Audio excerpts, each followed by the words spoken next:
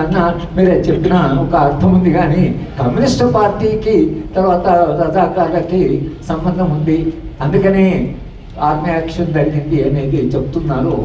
ఇంకా రేపు రాబోయే కాలంలో ఇంకా కొంత ఇది ప్రజలను మనం సరిగా ఎడ్యుకేట్ చేయకపోతే వచ్చే సంవత్సరము రజాకార్లు చేసినటువంటి దుర్మార్గాలన్నీ కమ్యూనిస్ట్ పార్టీ చేసిందనే దాకా పోవచ్చు.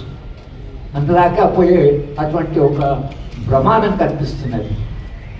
చరిత్ర వక్రీకరణ ఇంతగా చేయడం వలన జరిగే నష్టం ఏదైతుందో, సమాజానికి జరిగే నష్టం, త్యాగాలను గుర్తించకుండా, మనుషులు చేసినటువంటి సాహసాలను గుర్తించకుండా, ఆనాడు నిజంగా తెలంగాణ పోరాటంలో కమ్యూనిస్ట్ పార్టీ నాయకత్వాన్ని వహించి ప్రజల్ని సమికి, నిజానికి అక్కడ కూడా ఒక ఏమిటంటే కమ్యూనిస్ట్ పార్టీ అనేది ప్రస్తావన లేకుండా, కమ్యూనిస్ట్ పార్టీ లేకుండా అది స్పాంటేనియస్, ప్రజలు తమంతగా తాము ఎదురు తిరిగారు అనేటువంటి చెప్తున్నారు. దాని వెనుక ఒక పార్టీ ఉంది, దాని వెనుక ఒక భావజాలం ఉంది, దానికి ఒక ప్రాపంచిక దృక్పథం ఉంది.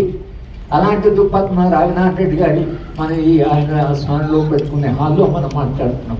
వాళ్ళు వహించిన నాయకత్వం, వాళ్ళు ఇచ్చిన డైరెక్షన్, వాళ్ళు ఇచ్చిన భావజాలమైనటువంటి అంటే రాజకీయ చైతన్యం కనుక కమ్యూనిస్ట్ పార్టీ పాత్ర తీసివేయడము ఇది స్పాంటేనియస్. ప్రజలు ఒక ముస్లిం రాజుకు వ్యతిరేకంగా పోరాటం చేసేది, ఇది వాళ్ళు చెప్తున్నారు. ఇది కూడా చెప్పడం లేదు ప్రజలు భూస్వాములకు వ్యతిరేకంగా పోరాటం చేసినది కూడా అనడం లేదు.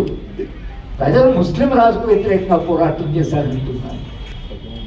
ఇది ఈ మతపరమైనటువంటి మానం ఏదైతుందో, ఒక చారిత్రక సంఘటనే అలా చేయడం ఏదైతుందో అది ఇవాళ మనందరం కూడా ప్రశ్న. అంటే దాన్ని ఎట్లా మనం డిబేట్ను క్యారీ చేస్తాం, ఇది ప్రజల్లోకి మనం దీన్ని ఎట్లా తీసుకెళ్తాం, నిజమైన చరిత్ర అప్పుడు జరిగింది ఏమిటి అనేది చెప్పడం ఎట్లా కూర్చున్న కాంగ్రెస్ అందరి మీద ఆ బాధ్యత ఉంది.